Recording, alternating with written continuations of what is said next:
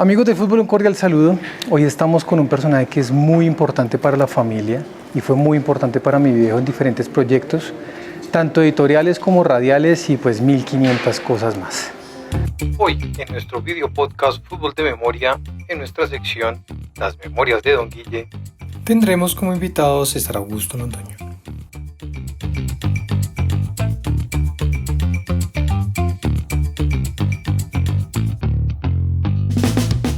En colaboración con Puntapié. Bienvenidos. Cecitar, bienvenida. Don Dani, me encanta verlo. ¿Cómo estamos? Todo muy bien. Y me encanta hablar de tu papá porque no solo fue un gran amigo, sino un gran maestro y un partner de vida en muchas cosas. Tal cual. ¿Cómo tú inicias con el viejo? ¿En dónde tú lo conoces? ¿Cuándo es ese primer confrontación contra él? No, yo lo conozco cuando, yo no me acuerdo si estaba en Di Mayor o en Deportivo Cali, pero ya él estaba metido en el fútbol, yo arrancaba y lo conozco, yo diría que lo conocí durante 40, 45 años fácilmente, y él estaba metido en la dirigencia, y yo de periodista preguntando, consultando, averiguando chismes. Mirando cómo era la vuelta, Claro. o sea, necesito información del Cali. Claro, pero además lo consultábamos por temas históricos, porque no hubo un historiador igual a Guillermo, Totalmente. yo diría que en Sudamérica, y tenía todos los datos, entonces con él podíamos confrontar y validar y descubrir nuevas cosas.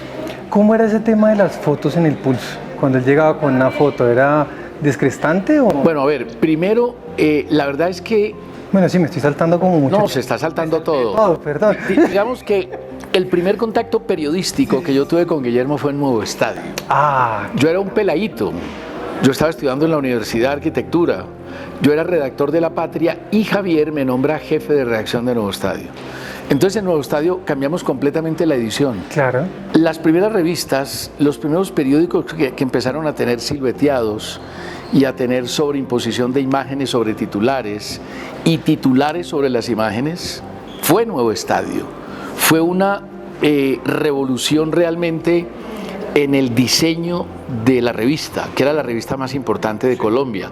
Nuevo Estadio en esa época llegó a vender 120.000 ejemplares, salían 2 avionetas cargadas de la novia de Manizales. Un día una avioneta se paró en las ruedas de atrás del peso que tenía, y Nuevo Estadio se vendía los martes en las ciudades y la gente lo esperaba.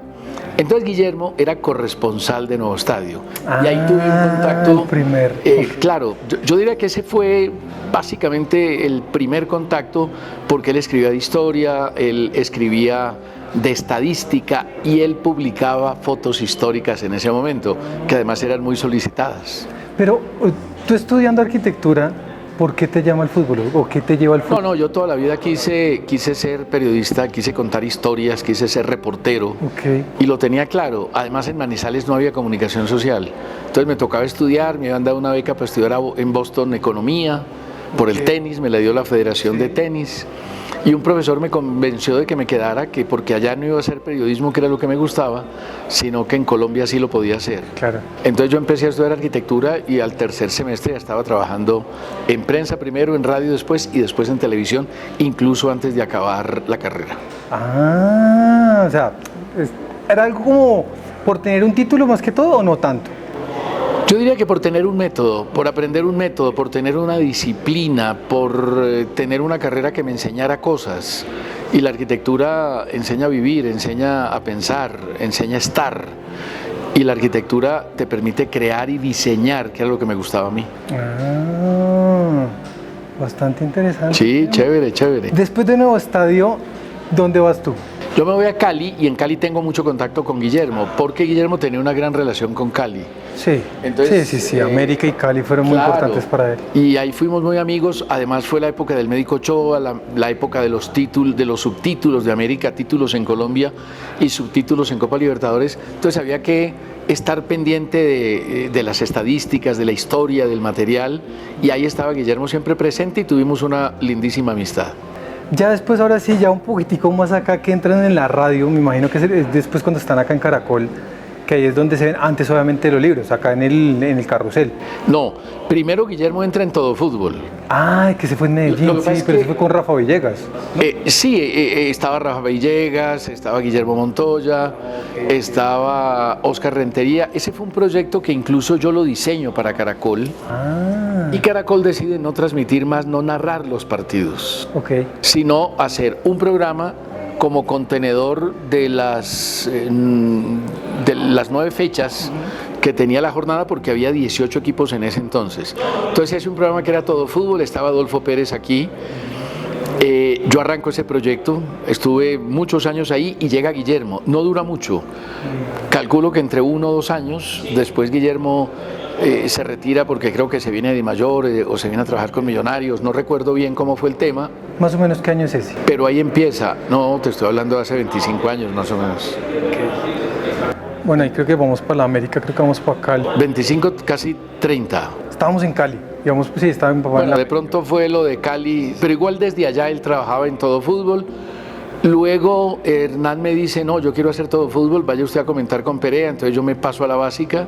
Hernán pasa a Radio Deportes, que era en ese momento la plataforma radial que recibía Todo Fútbol. Cuando Prisa compra Caracol, Prisa decide acabar Todo Fútbol y me dicen hay que montar el carrusel. Y yo le digo a Rafael Manzano, que era el representante de Prisa, pero es que no podemos montar un carrusel como el de España, hay que montar uno como el de aquí. Me dijo, bueno, dele, diseñe, hágale y miramos. Montamos el carrusel y eso a la gente le dio una rabia tremenda porque se había acabado Todo Fútbol. Claro. Y en esa época nos llegaban cartas, creo que recibimos 500 cartas, de las cuales 499 fue vaciándonos. Que por qué se acababa, que ese bodrio que habían hecho que era el carrusel, y dele 6 meses y no había clientes, nos seguían criticando, apretaban a Rafael Manzano desde España. Y yo le decía a Rafa, tranquilo. Y él me decía, yo confío en el proyecto, yo confío en el proyecto, y el proyecto tenía cara. Sí. Y poco a poco fueron desapareciendo las cartas, fueron llegando los clientes, la gente empezó a oír el carrusel y yo creo que fue el programa más oído en cuanto a rating de los últimos 30 años en Colombia. Y estando en el carrusel, llamo a Guillermo, llega Guillermo a trabajar en el carrusel y trabaja muchísimo tiempo en el carrusel. Hasta que un día le dio la laraca, le dio la ventolera y dijo, me voy. Ok. Y me dijo al aire, me voy porque me voy a hacer mis libros y mis cosas y me voy. Y al otro día me dice Guillermo, es el error más grande que he cometido en mi vida. Yo le dije, pero Guillo, si quieres Pensé que era una rabieta de un momento, pero Lo que no. pasa es que Guillermo era rabietudo, Guillermo era impulsivo, Guillermo era a veces groserongo. Groserongo, yo antes de morirse tuve un par de peleas con él serias. Era impulsivo, era demasiado emocional y era terco, como todo papá. Y por ahí tenía una parte de noble porque después obviamente esa Era peleadera, supernoble. después te decía, Él- no, él cambiaba, él volteaba toda la historia. Así y como después- se encendía, y se después me apagaba. abrazaba y lloraba y no, era un hombre maravilloso sin duda. No, su nobleza. Además era un hombre bueno, un hombre sano completamente, que sabía todo y que nos enseñó muchas cosas. Totalmente cierto. Ah, viejito. Sí, además, bueno, ya pasamos la parte del libro, es que fue cuando entramos como los tres a trabajar juntos, que fue una parte muy bonita. Claro, pero eso digamos que fue... No, 2010, no. Eso fue el primer libro que yo hice con él. Fue el libro doble de todas las elecciones Colombia. Sí, que fue el que tú nos ayudaste ahí con toda la publicidad, que era el de los Ese dos fue el tomos, libro, que era una vaina. ese fue el éxito porque era selección sub-17, sub-20, sub-23, la de mayores, la preolímpica, la centroamericana, la bolivariana, todas las selecciones. Y fue un libro que en ese momento era una novedad, una Biblia. Además que lo hicimos en el formato grandote, dos tomos y cada... dura. No, es que eso fue... Era una locura y ese libro, bueno, ese fue la primera gran experiencia. Creo que fue la primera vez que Guillermo ganó plata haciendo libros. También, sí, es verdad. Negociante no era sus cualidades, claramente. Yo tampoco era negociante, pero pudimos realmente motivar a la empresa privada de que se vinculara y creo que tuvimos como 20 clientes en el libro. La Mona ayudó a comercializar también. Ella cerraba los negocios en lo que era la parte económica, yo hacía la gestión de contacto, Del de avance. persuasión y fue un libro, fueron 2 libros, fue un proyecto absolutamente espectacular. Después hicimos el libro de la Selección Colombia, 1945, a Rusia, que fue un libro que contenía todos los partidos de la Selección Colombia y toda la historia de la Selección Colombia de mayores. Y después hicimos un libro muy lindo para Tecnoglass, que fue el de la Copa América, que tuvo un inconveniente gigantesco. Ese libro lo compra Tecnoglass, porque la Copa América se hacía en Colombia. Acá, sí, claro. Entra la pandemia y quedamos jodidos. Ni Copa América... Porque el lanzamiento nos tocó virtual también. El libro se embolató, el libro se embolató terriblemente y quedamos liquidados. Pero igual Tecnoglass respaldó el proyecto y logramos sacar un número muy importante de libros. Y el lanzamiento fue virtual y no sé si te acuerdas, tuvimos dos figuras de la Selección Sí, Colombia. estaba Cuadrado. Estaba Juan Guillermo Cuadrado y Miguel Borja. Sí, señor.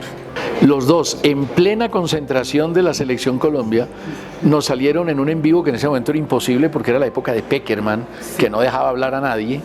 Y los dos estuvieron con nosotros en un momento muy bonito, muy emocionante y muy apasionante también. Fue Copa América y el lanzamiento que hicimos del primer libro de Selección Colombia fue apoteósico, porque lo hicimos en la Feria del Libro. Digamos que la primera edición se vendió toda en preventa, Sí. luego hubo otra edición y después otra edición y se agotó en la Feria del Libro, se agotó. Fue una locura. Una Eran locura. super rockstar en la Feria del Libro. Es una locura. Además llegó Alberto Saqueri a preguntar ¿este libro es de quién? Ahí lo entrevisté en Acceso y tuvimos una muy buena amistad. Y además tuvo un hecho muy lindo porque la presentación en la Feria del Libro fue en el Auditorio Grande de Corferias y estuvo Miguel Ángel Russo, que acaba de ser campeón con Millonarios. Y pasar obviamente la enfermedad y todo eso, que era un momento muy emotivo para él. Muy emocionante, un momento muy bello. Russo estuvo muy compenetrado con nosotros y fueron momentos realmente muy bonitos de lo que es la parte editorial, de hacer libros, de contar historias, de recordar lo que ha vivido el fútbol colombiano y de ponerlo en presente con un hombre como Guillermo Ruiz, que para mí fue un honor trabajar con él. Que el libro aparezca Guillermo Ruiz y César Augusto Londoño, eso era un honor para mí, no para él. Sí, qué lindo. Además que era, o sea, tras que la Feria del Libro siempre tiene como su momento de colapso, pero cuando estaban los dos en el stand era a colapso total y todo el mundo venía, o sea, eso era como... Se paraba el tráfico. Era unos muy bonito. par rockstar y además que lo más lindo de los dos es que hasta que no firmaban el último libro no se iban. No. Nunca era como, no, ya a las 9 de la suficiente, noche. no, jamás. Eso era muy bonito. Sí. Sí, además porque teníamos una venta circulante y la gente iba y nos buscaba para firmar el libro. Pero bueno, digamos que mi papá estaba en la parte radial contigo, donde él, digamos que él entró a tu mundo, por decirlo de alguna manera. Pero ¿cómo fue esta parte donde tú entraste a su mundo, que era la parte editorial? No, es que un día Guillermo me dice, y lo tengo muy presente, me dice, te lo voy a decir como me lo dijo, Tal cual. hacer libros en este país es una mierda. Creo que se los dijo a ustedes muchas veces. Sí, no, y lo vivíamos porque era nuestro pan de día a día. Porque es muy difícil realmente, porque hacer un libro es un acto titánico. Primero, lo que conlleva hacerlo, investigarlo, trabajarlo. Hacer un libro se demora 4 o 5 años si lo investiga con rigor y lo trabaja con rigor. Y después va uno a la editorial y la editorial termina pagándote muy poquito por el libro y el libro termina siendo más un acto de vanidad, a veces de pasión, a veces de ilusión, otras veces de pasión, que un acto económico. Claro, Entonces, y peor si lo vendes con una Panamericana y la Nacional, que te cobran también ellos un 30-40%. un 50%. 50%. Un 50%. Entonces, Ya la distribución durísimo. es durísima. Hacerlo también durísimo. Entonces realmente no se justificaba. El esfuerzo de Guillermo, que hizo 40 libros, fue un esfuerzo titánico a través de toda su vida. Y yo un día le dije, Guillo, yo tengo cosas escritas, tengo una idea, tengo esto, ¿por qué no hacemos libros comercializados? Y a él le sonó el tema y empezamos. Okay. Empezamos a hacer libros y la editorial éramos nosotros mismos, era don Guillo Ruiz. Sí, don Guillermo Ruiz, la de él, sí. Así de simple. Y entonces Lo hacían mi hermano y yo, distribuíamos, vendíamos, llevábamos. Daniel diseñaba, Todo fue entre la mona cerraba la gestión. la Mona era la que terminaba firmando el contrato, Juan Guillermo ayudaba completamente en todo el tema estadístico y de investigación. Yo escribía, porque además Guillermo a veces era un poco... tenía textos muy viejos y había que renovarlos y a mí me gustaba el tema de la escritura y fuimos muy rigurosos, porque yo creo que a pesar de que había fe de ratas y sucedieron. Claro, por la cantidad de datos es más que normal. Terminamos siendo muy rigurosos y tratando de confirmar absolutamente todo, que era una cosa que antes no se utilizaba ni se hacía tanto, porque además había datos muy empíricos que estaban más en la memoria que en el documento. Totalmente cierto. Y yo creo que se hizo un trabajo muy bonito, hicimos un trabajo muy chévere. Muy lindo. De hecho, pues obviamente para mí trabajar con los dos fue un placer literal, porque pues obviamente son dos mundos muy diferentes, porque el gordo muchas veces tenía como su modelo de lo que hacía Olé, entonces yo quiero que esto sea así, y obviamente tú llegas como con un formato obviamente mucho más juvenil, por decirlo de alguna manera, y confrontar esas dos partes no fue tan fácil. Yo era lanzadísimo, entonces yo lo que proponía no se había visto. Exactamente. Entonces a él le costaba un poquitico asimilarlo, pero lo convencimos. Sí. Tú ayudaste,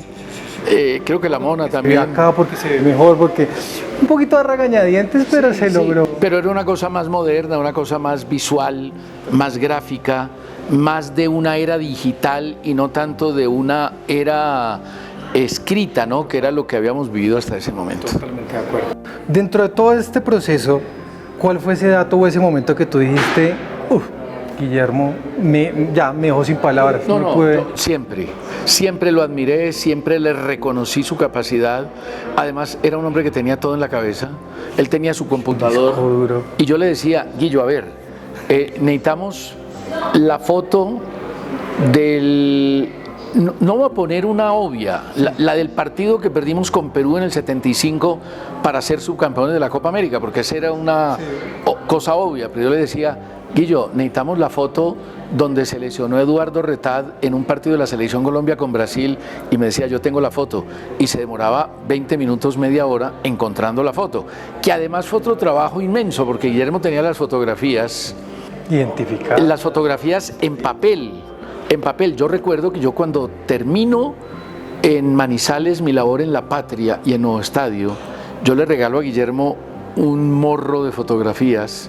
Un tesoro, porque es que él sí lo valoriza de una manera. Lo valorizaba y él compraba y se gastaba la plata comprándole fotografías a aquel, al otro, y se llenó de fotografías, pero eran fotografías en papel. Y él empezó muy temprano, creo que hace 20 años, si de pronto no más.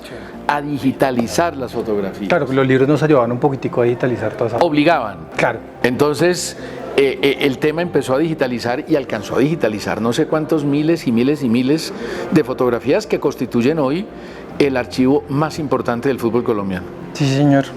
Pues César, muchas gracias.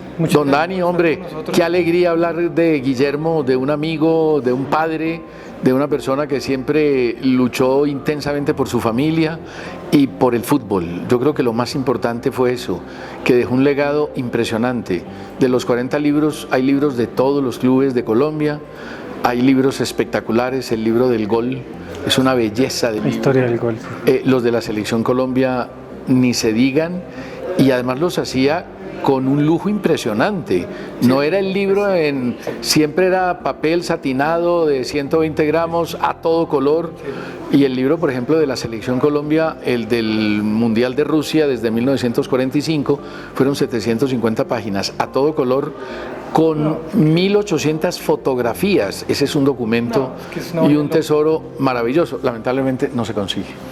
Exactamente, pronto tendremos noticias, quién sabe si sale a otro mundial o lo que sea, y ahí estaremos. César, de verdad. Dani, un placer. Un placer, y recordamos siempre a don Guillermo Ruiz. Gracias por ser parte de las memorias de Don Guille. Suscríbanse al canal, comenten, denle like y sean parte de estas lindas historias. Un abrazo para todos.